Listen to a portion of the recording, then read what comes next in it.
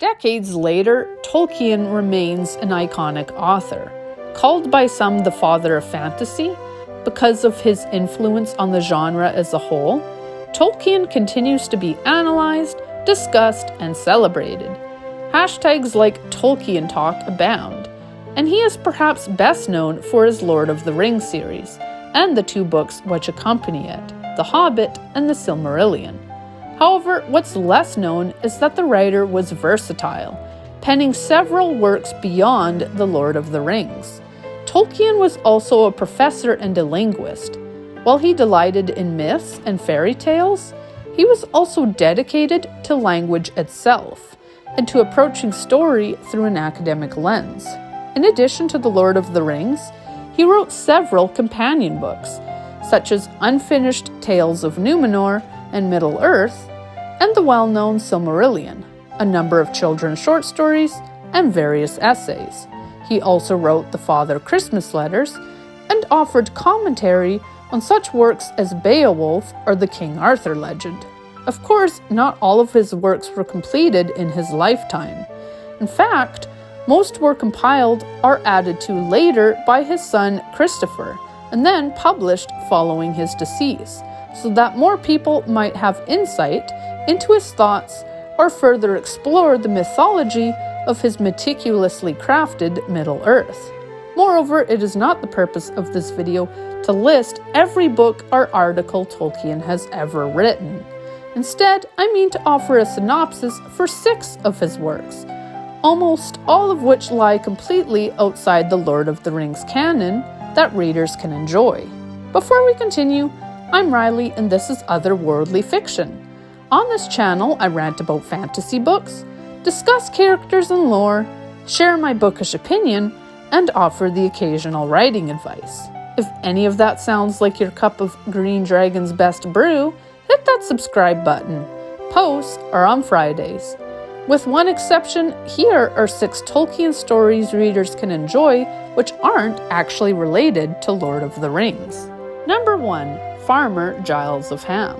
This book is delightful on its own as a solid and fun story which can be enjoyed by all readers. For those who loved Frodo and the idea of the unlikely hero, the titular protagonist embodies this trope. As the title implies, our hero is ordinary. He's a simple man in a big world, and not at all the stuff of legend. In fact, he's the last person anyone would expect to be a hero. Still, Giles rises to the occasion when no one else will step forward. Like Bilbo, he faces the prospect of outwitting a terrifying dragon, as well as transforming from an average Joe to a beloved hero. He's not good-looking, clever, brilliant, or rich. His beginnings are as humble as those of a hobbit, and yet he manages to defeat his adversaries in the end. The book is also beautifully written, told in a whimsical and cheerful style, which is accessible to children but not condescending towards adults. Those who enjoyed The Hobbit's more light-hearted tone and Tolkien's penchant for wordplay will love this story.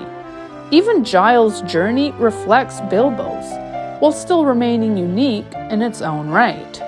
However, even those who have never read a Tolkien book will enjoy this story because, well, it's just a great book. The story is simple, but that's part of its beauty, and it's the kind of story which, whether through its colorful characterization or humor, will keep you smiling. Number 2. The Adventures of Tom Bombadil. The exception on this list is technically The Adventures of Tom Bombadil, as he is a part of the Lord of the Rings canon. However, while he fits well into Frodo's world, his story functions wonderfully on its own. Without mention of Sauron, the Ring, or Frodo, Tom's story can be easily enjoyed without any prior knowledge of Middle-earth. In some ways, Tom's story is even designed to be detached from Middle-earth, because it doesn't make a point of including cameos or linking the story to greater events. Instead, this short story simply focuses on Tom himself, following him as he goes about his days. There's no grand plot, no enemy or epic twists. It's just Tom Bombadil, cheerfully living his best life. And the story is written in a rhyming style. It's not a novel, and it doesn't even have much of a plot. But Tom himself is a fully realized character, and one who is fun to follow. The true nature of his identity, of course, still retains its mystery, which is half the fun. And the story is meant to be a part of Middle-earth's Red Book, a collection of stories within Middle-earth which have been recorded, even potentially inaccurately, by various hobbits from the Shire. As such, Tom's story is a tale within a tale, written as a poetic fairy tale rather than as a literal recounting of an event within Middle-earth. This means it's written to be a fun story for its own sake, and those who have read Lord of the Rings can enjoy seeing more of one of Middle-earth's most mysterious figures. Number 3. Roverandom. This short story still features staples of Tolkien's work, including evil wizards, a journey, and magic itself. As is the case with many children's books penned by authors, this one was originally written for Tolkien's own son, Michael, in order to cheer him up. Michael had a lead toy dog which he was quite attached to. Unfortunately, while playing on the beach, Michael lost his toy, and so his father wrote a story about a toy dog to comfort him. Therefore, Roverandom is technically a children's story, written in a similar fashion to Farmer Giles of Ham. However, also like Farmer Giles of Ham, the use of wordplay and references within the story are designed to be enjoyed by adult readers. The synopsis is simple. A dog is transformed into a toy by a cranky wizard. In order to reclaim his true form, the dog must travel to the moon itself and under the sea to confront the wizard and reverse the spell. If nothing else, it's a good story to read to your children if you want to introduce them to Tolkien with something more light-hearted before they're old enough for Lord of the Rings. Number 4. The Story of Kullervo. Unlike the other entries on this list, this story is not written with children in mind. Moreover, the characters explored aren't technically of Tolkien's invention, as he takes the plot from a story within the Kalevala. Still, Tolkien writes the story in his own words, and does a good job of making it descriptive, exciting, and accessible to those interested in mythology. Moreover, the story served as practice for Tolkien. Lord of the Rings, along with his other writings, was heavily inspired by various mythologies, among them the Kalevala, and elements of this specific story would appear in not only Lord of the Rings, but in one of the Silmarillion stories, that of Taran Tirambar. Like Lord of the Rings, the protagonist is something of an underdog, tasked with facing odds beyond his means. However, the plot itself is more akin to something George R.R. Martin would write. The hero of the story, or rather the anti-hero, couldn't be more different from your good-natured Bilbo. Kullervo is physically unattractive, bitter, and prone to causing problems for himself through his choices. For those who love mythology and find anti-heroes fascinating, Tolkien's retelling of the myth is an enjoyable read. Of course, as mentioned before, this story might remind you more of Game of Thrones than Lord of the Rings. It's a tragedy, and one of the most dramatic moments involves the protagonist sleeping with his sister, a plot point which would be reflected in Taran's story. The story won't be for everyone, but as a mythology hound and someone who loves a good anti-hero, I personally enjoyed it. Plus, on a more academic level, it gives readers a glimpse into Tolkien's influences and how they'd later be reflected in his original work. Number 5. Mr. Bliss.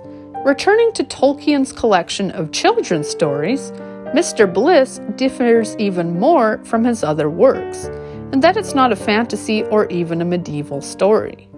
Focusing on Mr. Bliss's misadventures with his new motorcar, it couldn't be less medieval, though it might be told in a fantastical manner. Furthermore, Mr. Bliss is a picture book, featuring illustrations done by Tolkien himself. While people are familiar with Tolkien's writing, less are familiar with the fact he was skilled at drawing too. The story, like many of his works, wasn't published until much later, because the publisher felt the drawings would be too expensive to print. Tolkien had planned to draw the pictures over again, providing simpler versions, but he never got around to it. Instead, after lying hidden for several decades, it was published after the author's death, including not only his original drawings, but his handwritten scrawl in addition to the typed version of his words. The book, having been compared to Beatrix Potter's works, is meant to be simple and amusing, but the illustrations are fun to look at for any age, and the book doesn't make a bad display item either. The events of the story also take some basis from real life, as Tolkien was having problems with his own vehicle. Number 6. Smith of Wootton Major. Tolkien, as noted earlier in this video, was interested in several mythologies and fairy tales, among them tales of fairy. Before Holly Black popularized the genre and every YA author became obsessed with fairies, Tolkien was interested in the land of fairy and the myths which accompanied it. The story wasn't meant to be more than a preface to another famous tale, The Golden Key, a fairy story by George MacDonald.